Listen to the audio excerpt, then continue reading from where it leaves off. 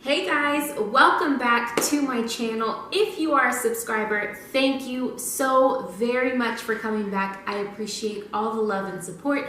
If you are new here, I am Liz. I am a faith mama, military wife, and lover of all things life. So if you like me, you like what you see, and you like the content that I put out there, hit that subscribe button, join my tribe. You can even hit the notification bell so that you never ever miss a video. So what are we talking about today? Well, if you can't tell by the title already, we are talking about budgeting for PCS. Yes, for those of you who are subscribers, you know that we are getting ready to complete a cross-country move from Fort Irwin, California, all the way to Fort Lee, Virginia. So literally one coast to the next. That'll be in about 6 months. I have a series going on my channel right now. So if you missed the past 2 videos, we have kind of a PCS overview, what to expect within that first initial phase of PCS. And then I just put out a 6-month PCS checklist for you, complete with a free printable. So make sure that you check those videos out and get your printables so that you can be ready to conquer PCS season when it is your turn. So in this video, budgeting for PCS, what I want to do first is kind of go over the steps that I take as far as budgeting for PCS, getting our family and our finances ready. And then I am going to show you the printables that I use that I've created. If you do not have a budget, I do have a budget template that you could use that would help you out.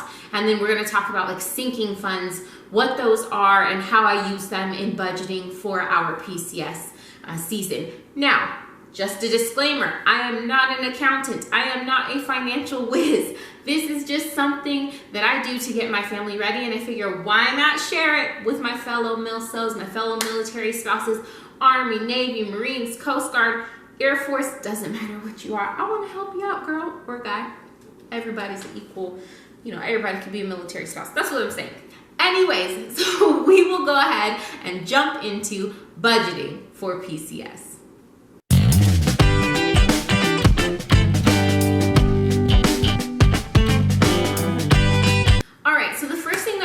To do is go through the different steps that I take in creating our PCS budget, and then I will kind of show you how I fill all of it out, show you those templates that are available for you for free on my website, which I will leave linked in the description below, as well as of course pop up somewhere on this screen here. If you want to take notes, feel free, girlfriend. I like to take notes, but I also will have a post on my website laying out all of these steps for you too. So, excuse me, that will make it a lot easier for you. And if you guys don't remember too from my previous videos, I am pregnant, so it's hard to breathe and I burp a lot, which is annoying, but just be prepared for that, okay? So the first thing that you are going to want to do, the first step, is to start brainstorming and compiling your list of sinking funds. So what is a sinking fund, Liz? Essentially, a sinking fund is where you set aside revenue, set aside money periodically to pay off a debt or to go towards a big purchase, right? So when I say start brainstorming your sinking funds, start thinking about what big purchases are going to come with this PCS. So if you're like us, we plan on shipping our car from one of our cars from California to Virginia. That's going to be a big expense that the Army does not pay for, so we need to save for that. Something else that we are planning on saving for is for paying for hotels when we're driving across country, as well as lodging when we get to our new duty station. Now, the military will either reimburse you or give you a government travel card for you to put it on. We prefer to go the reimbursement route. So normally what we do is we go ahead and save our money up, pay up front, and then have the military reimburse us. We just like to do it that way. You can do it however you'd like. Talk to your financial agency within your branch of service. They'll let you know what your options are.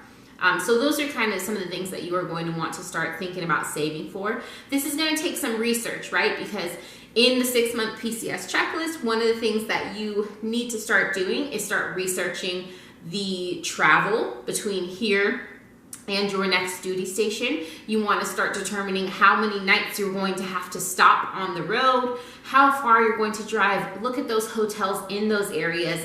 Start getting an idea for how much it costs. If you have pets, are there hotel pet fees that you need to budget for as well? So it is going to take some research. It is going to take some time to kind of sit down, write out the numbers, calculate different things that are most important to you. Another thing you might want to start budgeting for is like the move out fees if you're living on base, or even if you're living off base. Because if you have to pay for cleaning, if there are any damages to your home, you want to start thinking about those things. And that could be a sinking fund as well that you want to save for. So begin brainstorming and compiling those different sinking funds that you need to save for.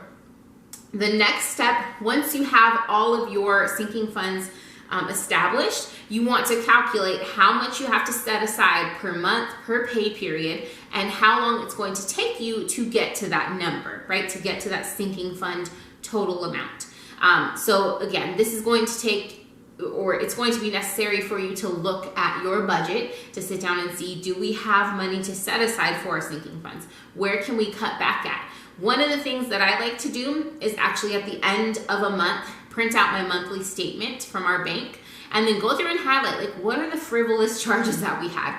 We go to the shop at a whole lot, like buying snacks all the time. We can cut back there. We can cut back on like luxuries, like manicures, pedicures. Unfortunately, your girl, you'll see whenever I do a close-up on my sheets, I'm over here just painting my own nails now because I need to save that money for PCS season, right? So start looking at unnecessary expenses that you've been spending, or any ways that you can cut back. Was there a trial subscription that you signed up for and then forgot to cancel, and now you've been charged for it every month but haven't been using it, right? So those are things that you want to think about.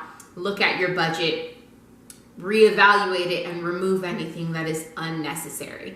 And so then the next step is obviously to move your sinking funds into your budget. Make that a category that you budget for every single month, that you know every month or every week, every pay period, whatever it is, we are going to move this chunk of money into our savings account to go towards our sinking funds for PCS season. That is going to prepare you. That is going to make sure that you have the necessary money when the time comes. Because like I've said before, you know, you do get reimbursed for quite a few different things. There is a dislocation allowance that the military gives you as well. At least that's what it's called in the Army. But there are a lot of things that are not paid for. So you just don't want to be caught off guard. You don't want to go into debt. You don't want to have no money towards the end of the month because you didn't plan properly, right? So go ahead. One, brainstorm your sinking funds, do your research, get those calculations ready. I am going to show you in a moment on my template what our sinking funds are, how much I budget for those, so hopefully that gives you an idea. Two, reevaluate your budget. Look at your actual budget right now. If you don't have one, create a budget, and you can use the template that I will have available for you as well on my website to do that. Three, move your sinking funds into that budget. Step 4, sit down with your spouse. Get them on the same page as you. A budget does not work if one of you guys is going off script, right? That is something that we tend to struggle with in my house. And it's both of us, honestly. I will see Bath & Body Works is having a sale and I really want to buy something. My husband, he buys like, you know, workout supplements and stuff like that. And I'm like, that's not in the budget. But neither was my candle. So we have to get our lives together when it comes to that, right? But sit down, go over that budget. Say, this is how much money we're going to need this PCS season. Or so that I'm not freaking out or stressing out over money. This is what I would ideally like to have saved. This is how much we have to save per pay period. Can you get on board with this? Can we go ahead and do that? And hopefully they say yes, and hopefully you guys are successful in budgeting for PCS. One great thing, many of you have probably heard of Dave Ramsey, his cash envelope system. I recommend trying to work that in. For us specifically, it works good for food because we tend to just swipe and swipe and swipe for food. But if I have my cash envelopes for my food and I know this is how much money I have to spend on groceries and eating out, then it really makes me think, okay, I don't really need to buy this. I'm really not that hungry. I'm more so bored and want a snack, right? Things like that. So go ahead, look at the cash envelope system, see if that's something that would work for you. If you currently work, if you are currently living on 2 incomes like us, I have been blessed, I have been fortunate enough to have been able to find a job while we are here at Fort Irwin. When we move to Fort Lee, I know I will not have a job right away, and truthfully, I don't plan on working right away. I plan on staying home with our son for a little bit, doing the stay-at-home mom thing until I can't handle it anymore. Hopefully my YouTube channel takes off and I don't have to go to work. Hopefully this can help supplement our income, which I would love. And again, I appreciate your support in those areas. But because we've been blessed to have 2 incomes now, that has contributed to our frivolous spending. So one of the things that I sat down and talked to my husband about was I want to start just living on 1 income, because once I have this baby, we are going to be living on 1 income. So we need to sit down and look at our budget, and we need to say, can we pay all of our bills with just your paycheck? Yes, if we can, that's awesome. If not, we need to see where we can cut back at, right? What that has allowed us to do since we started saving for PCS season, and because I knew I wouldn't be working once I have the baby, is that allowed us to use his checks for all of our bills, for all of our food, for everything, all of our necessities. And then my checks have been able to go towards saving towards our sinking funds, and then also paying off any debts, because we get comfortable, we start charging things like Christmas time, things like that. I don't know why we charge stuff. We have the money, we just hate to see it leave our account, I guess. We're weird like that. But we charged a lot, right? So then I have to be like, okay, I want to pay these debts down so that we don't have that monthly payment when we get to Virginia. That's one less thing to worry about. So if you can consider, while you are still working, just living on one of your guys' paychecks, right? One of your guys' earnings, and then the rest goes all towards savings, all towards paying down debt, that will put you in a much better financial position when it comes time to PCS and when you get to your new duty station. So that's just kind of a tip that I like to throw out there. That's something that we've been implementing as well. The final thing, get to it. Do it. Just do it. A budget does not work if you do not start, right? So sit down, use my templates, work out your budget, work out your sinking funds, do your research, and then just jump in. And don't worry if the month of February you mess it up. Start again in March, okay? There is room for mistakes. It's okay. Saving some is better than giving up and saying, oh, I messed up last month, I'm not gonna hit my mark. It's way better than saving none, right? So if you run into that issue where we jacked it up, husband spent this money, or I spent this money, or there was an expense we weren't expecting and we didn't hit our mark for that month, that's okay. Restart the process, okay? And then just continuously check in, right?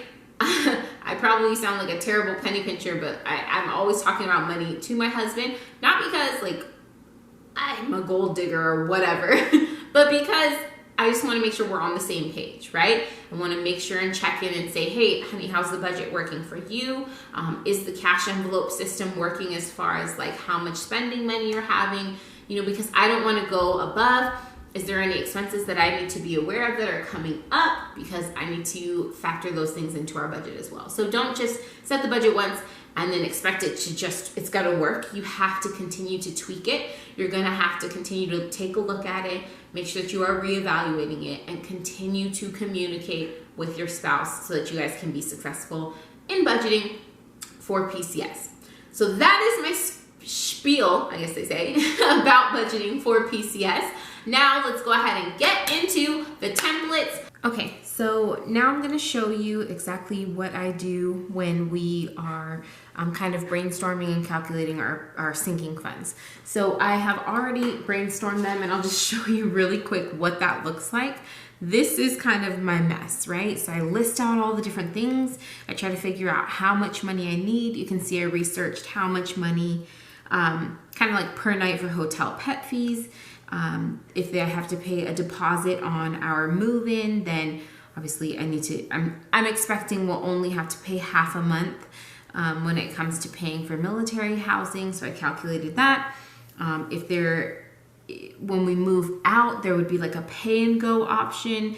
I found out that much from housing, right? So I'm just kind of calculating, and then I just write stuff all messy. And then I come to my sheet where I want everything to be nice and neat at. So I have on here our vehicle shipping. That'll be $1,000. And then the next one, I want to make sure that our vehicles are properly maintained, right? So the vehicle that we plan on driving from California to Virginia, I want to get all necessary maintenance done on it. I've already done the walkthrough of our vehicle. I've already checked to see our tires are good and everything like that. It's mainly just kind of oil change, get our brakes checked, getting fluids changed, things like that. So it shouldn't be too much because we just purchased the vehicle. There shouldn't be any real issues. For move out fees, I have that $435 that I know will be for pay and go. That's what my husband wants to do. That is fine. I also am just going to budget up to $700 only because I know there's kind of like a tear in our carpet that we did. I don't foresee us paying $700 honestly, but I just want to be on the safe side and budget as much as possible. Something else that I do want to tell you to consider when it comes to moving out of housing, your BAH, the way that they pull it, they always pull it in arrears. And so what that means is that if you are living there the month of August, they're going to pull BAH September 1st to pay for August, okay? So when you move out, it's better to move out in the beginning of the month so that if I live there, or my move out day is August 3rd, then they are going to pull on September 1st the entire BAH. They are going to take the 3 days of rent that I live there, and then that chunk that's left over can go towards any damages in housing, right? So it kind of saves you from paying money out of pocket. Our plan is to do that, to move out the beginning of the month so that we're not paying money out of pocket. But this is just in case, for whatever reason, we have heard horror stories about this housing department at Fort Irwin. I just want to have a buffer just to be on the safe side. So that's why I saved that much. We probably won't even need to use it, I'm praying. The hotels amount. So this is hotels for whenever we are lodging. Once we get to Fort Irwin, I'm thinking we might, not Fort Irwin, once we get to Fort Lee, I'm thinking we may have to stay in lodging for about a week, and then as well as hotels on the road. This amount right here is going to be reimbursed to us by the Army, but you do have to pay it up front. And so that's why we need to go ahead and budget for that. So the amount that I have for that is $1,300. And that is, again, because we will be traveling about 6 days on the road plus a week. That's about 13 days, right? So that's actually pretty cheap. But I found some pretty cheap hotels through my research, and they're good. They're reasonable. Like, I'm not staying in no crazy motel, hostel, nothing like that. But just do your research, find the best deals, but also stay somewhere safe, right? The next one, I have move-in fees. So as I mentioned on my kind of little calculation sheet, the same thing happens when you move into military housing, right? So if we were to move in on the 15th of the month, we would have to pay half of the month's rent up front. Why? Because our old BAH is still being pulled by our old duty station, so they cannot start that allotment. So we would have to pay half of the rent up front, and then I also put here including pet deposit. I've looked up on their website. The pet deposit, I believe, is about $250. So the amount that I am budgeting for the move-in deposit, not deposit, but the rent for that first half a month and the pet fee is going to be $968.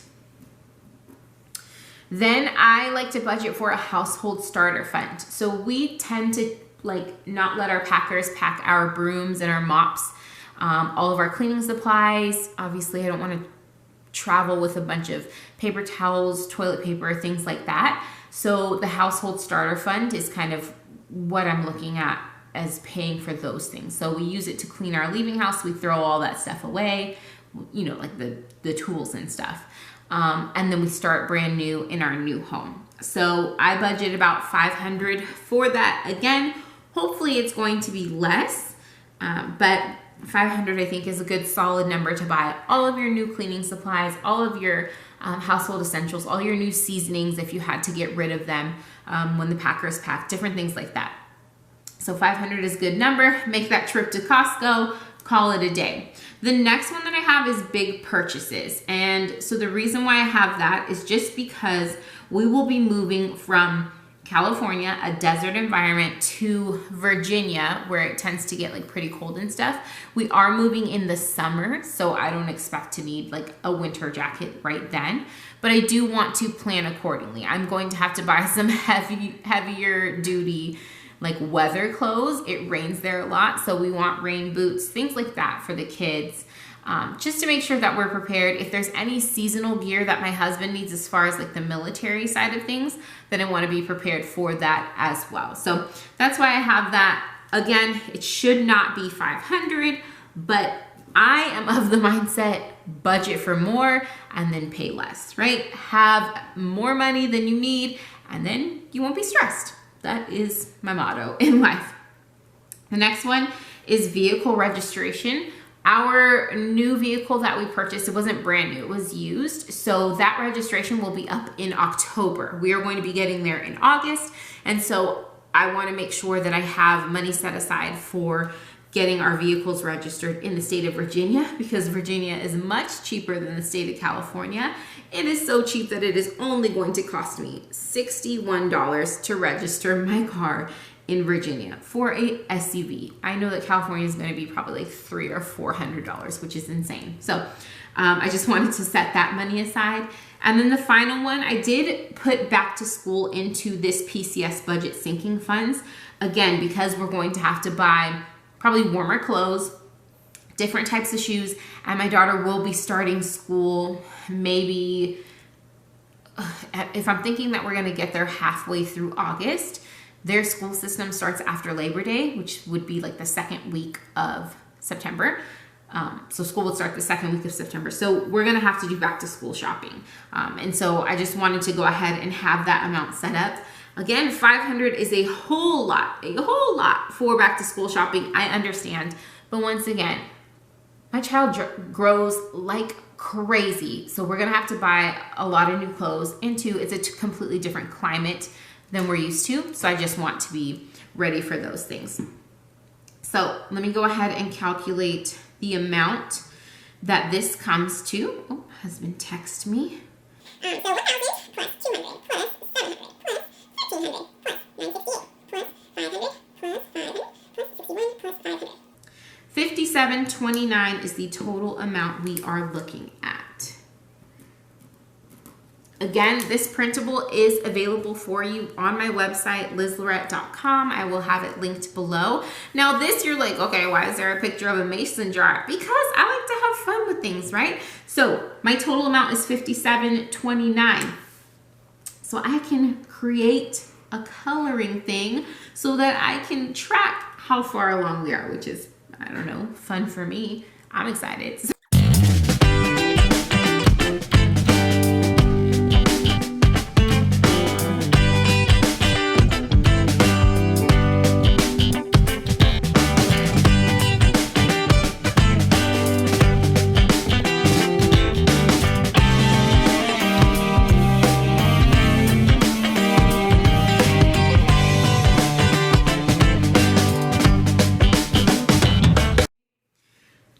Those are thick lines, and then this one's going to be 1,000, 2,000, 3,000, 4,000, 5,000, and the last part was boop, 57.29. Yay! It's probably super lame.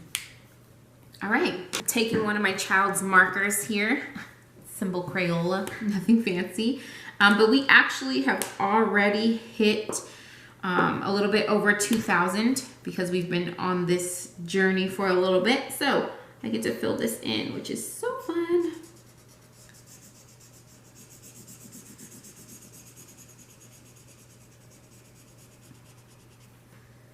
I'm gonna flip it to this side too.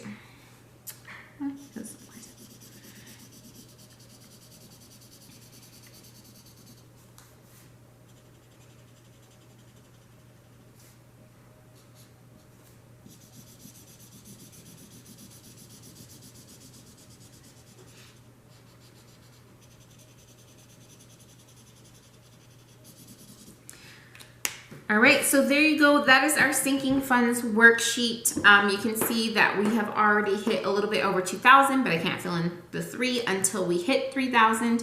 You can see I have listed out everything that we are saving for, our goal, and then we can continue to track this. So that is what the sinking funds worksheet looks like. We'll go ahead and get into the PCS budget template. All right, so here we have the budget worksheet, and again, this is available on lizlorette.com. You can download it for the free, because I'm all about the free. So here I just have some things listed, right? We're just going to kind of do a mock budget. This isn't any of my information, but just so that you get an idea as to how you can set up your budget, how I work with budgets and things like that. So let's just say that one income source is the Army, and we'll say that that take-home amount from the Army is $2,000 per month. Let's say that the spouse works for the FCC, right? And so let's say that she brings home $1,500 per month, which I hope that working for the FCC, you would make more than that. I also have bonus listed here. This would be if, let's say, you have a tax refund that comes in. You could factor that into your take-home pay for a month. If you get that DLA, that dislocation allowance like we talked about, you could factor that in. But let's just say for this month, there is no bonus. So the monthly take-home pay total is $3,500. Now what you're gonna do from there is list out the recurring expenses that you have. So I've listed them out. Let's say that daycare is $300 per month. We'll say that you have car insurance, Geico, it is $150 per month. You have a Netflix subscription and it's $13 a month. You have a cable bill, cable and internet, that is $150 per month. Let's say you have a credit card payment of $40 per month. Let's say that you have a phone bill of $150, a car note for $345. Let's say that you have, your husband has a PlayStation Network subscription, maybe like mine does, for $10 per month. You have a lovely student loan bill of $250, and then you pay a subscription to Apple every month, right? So you want to go in and add all of that together. So we have 300 plus 150 plus 13 plus 150 150 plus 40 plus 150 plus 345 plus 10 15. All right, so that amount that you have is $1,423. And then we'll say variable expenses. So these recurring expenses are fixed expenses that you can count on. You know exactly how much you have to pay every single month. Variable expenses, just what they sound like. They come and go, right? So we'll say that you have a car registration that's due for $200 per month. That variable expense is $200. So what we're gonna do is to put your total income here, $3,500. Then we are going to subtract from it the total expenses, which is going to be $1,423 plus $200. So that's going to be $1,623.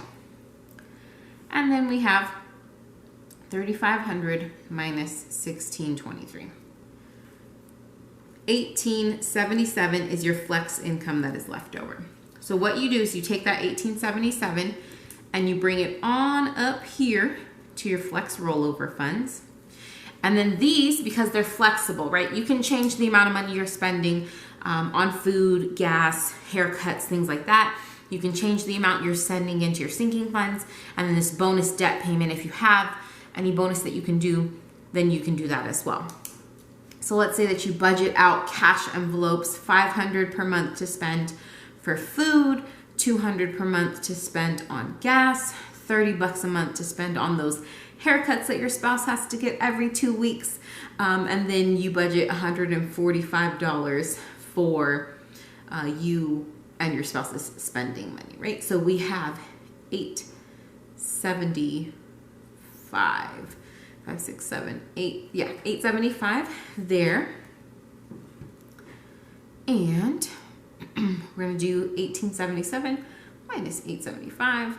That gives us $1,002 left over. So you can break it up however you'd want to. Maybe you need to do your sinking funds and build that up super fast. So you're gonna do $1,000 or just put the entire 1,002 left over, whatever it is. I like to do it even if I'm not in a rush, so I would say I'm gonna do $501 a month in sinking funds, and I'm going to do $501 a month on my credit card. And you can even split that 501 if you wanted to. I usually list them from the least amount of debt to the most, right? The smallest to the biggest.